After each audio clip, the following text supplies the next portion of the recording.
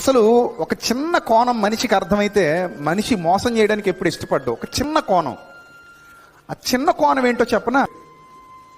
ఎన్ని కోట్లున్నా ఉప్పు కారం ఉన్న అన్నమే తింటాడు తప్ప వెండి ఉందని వెండి తినలేడు, బంగారం ఉందని బంగారం తినలేడు. వాడు ఎంత గొప్ప హోదా కలిగిన వాడైనా, ఎంత గొప్ప పదవి కలిగిన వాడైనా, ఎంత గొప్ప చరిత్ర కలిగిన వాడైనా, ఇది కూడా ప్రతి ఒక్కరూ ఆలోచన చేయాలి.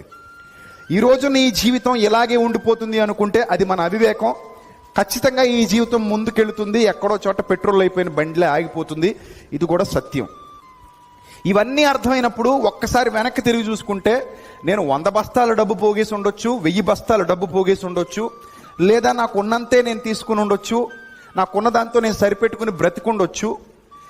ఎంతైనా సరే అది పావల, అర్ధ రూపాయ, రూపాయ, 100, 1000, 1,00,000, కోటాను కోట్ల, ఎంతైనా సరే అది అక్కడే ఉండిపోతుంది. నేను ఒంటరిగా వెళ్ళిపోతాను.